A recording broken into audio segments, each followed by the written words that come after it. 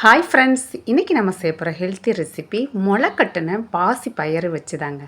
பாசி பயிறு வச்சு நம்ம ஹெல்த்தியாக டேஸ்டியாக ஒரு தோசை ரெசிபி எப்படின்னு பார்க்கலாம் வாங்க. இதுக்கு நான் 2 டம்ளர் அளவுக்கு பாசி பயிறு எடுத்துக்கிறேங்க. பாசி பயிரை நல்லா தண்ணி விட்டு ஒரு 3லேருந்து 4 டைம் நல்லா கிளியராக வாஷ் பண்ணி எடுத்துக்கலாம். இந்த பாசிப்பயிரை நமக்கு நல்லா ஊற வச்சு எடுக்கணும், அப்போ தான் நம்ம முளைக்கட்ட முடியும். இப்போ இதில் தேவையான அளவு தண்ணி சேர்த்துக்கலாம். தண்ணி கொஞ்சம் எக்ஸ்ட்ராவே சேர்த்துக்கலாம். ஊறி வரும்போது நமக்கு ரொம்ப அதிகமாக வந்துடும். பாருங்கள், நான் இன்றைக்கி ஏர்லி மார்னிங்கே ஊற வச்சுட்டேன். இப்போ இதை நம்ம நைட்டு பார்த்திங்கன்னா நல்லா இந்த அளவுக்கு ஊறிடுச்சு. இதை தண்ணியெல்லாம் வடிகட்டி எடுத்துக்கலாம். இந்த மாதிரி கண்ணாக இருக்கிற இந்த மாதிரி ஒரு பவுலில் சேர்த்துக்கிறேன். நான் இந்த மெத்தடில் தாங்க முளைக்கட்டுவேன். நீங்கள் கொஞ்சமாக செய்கிறீங்க அப்படின்னா துணியில் கூட நம்ம சுற்றி வச்சாலும் நல்லா முளைக்கட்டி வந்துடும். இதை அப்படியே ஓவர் நைட் விட்டுட்டோம் அப்படின்னா நல்லா இந்த மாதிரி முளைக்கட்டி வந்துடுங்க. இந்த ரெசிபி செய்கிறதுக்கு பாசிப்பயிரை நம்ம ஊற வச்சு முளைக்கட்டி மட்டும் எடுத்து வச்சா போதுங்க. நம்ம ஈஸியாக செஞ்சிடலாம். இப்போ முளைக்கட்டின பாசிப்பயிர்லேருந்து ஒரு 2 பவுல் அளவுக்கு நான் எடுத்துக்கிறேன். பாருங்கள், இந்த மாதிரி ஒரு பெரிய பவுலில் 2 பவுல் எடுத்துக்கிறேன். இப்போ 2 கைப்பிடி அளவுக்கு பச்சரிசி இல்லைன்னா இட்லி அரிசியை நம்ம ஊற வச்சு இது கூட சேர்த்துக்கலாங்க. இன்றைக்கி நான் இட்லி அரிசி தான் சேர்த்துருக்கேன்.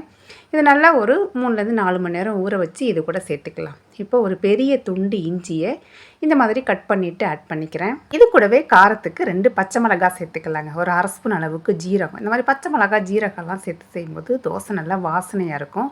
ஒரு கொத்து கருவேப்பிலையும் இந்த மாவு கூடையே சேர்த்து அரைச்சிடலாங்க. தேவையான அளவு உப்பு சேர்த்துக்கலாம். இந்த மாதிரி மாவுலாம் அரைக்கும்போது கருவேப்பிலையை சேர்த்து அரைச்சிருங்க. குழந்தைங்கள்லாம் எடுத்து கீழே போட மாட்டாங்க. மாவை நல்லா முடிஞ்ச அளவுக்கு ஃபைனாக அரைச்சிடலாங்க. அரிசியை நல்லா ஊற வச்சிட்டோம் அப்படின்னா ஈஸியாகவே அரைப்பட்டு வந்துடும். அரைச்ச மாவை இந்த மாதிரி ஒரு பவுலுக்கு மாற்றிக்கலாம். இந்த முளைக்கட்டின பாசிப்பயிரை நான் 2 பேட்சாக பிரித்து அரைச்சி சேர்த்துருக்கேன். மிக்சியில் மட்டும் ஒரு 1/4 டம்ளர் அளவுக்கு மட்டும் தண்ணி சேர்த்துக்கலாங்க. ரொம்ப அதிகமாக தண்ணி சேர்த்துட வேணாம். நல்லா கலந்து விட்டு எடுத்தோம் அப்படின்னா இந்த ஹெல்த்தி பேட்டர் ரெடிங்க. சாப்பிட்றதுக்கு இந்த தோசை அவ்வளோ டேஸ்ட்டாக இருக்குங்க. பாருங்கள், மாவோட கன்சிஸ்டன்சி இந்த அளவுக்கு இருக்கணும். இப்போ சூடான தோசைக்கல்லை சேர்த்து இந்த மாதிரி ஸ்ப்ரெட் பண்ணி விட்டுலாங்க. தோசையெல்லாம் நல்லா இந்த மாதிரி அருமையாக ஊற்ற வருங்க. நம்ம ரொம்ப மெல்லிசாவே ஊற்றி எடுத்துக்கலாம். இழுக்கிறதுக்குலாம் நல்லா அருமையாக வரும்.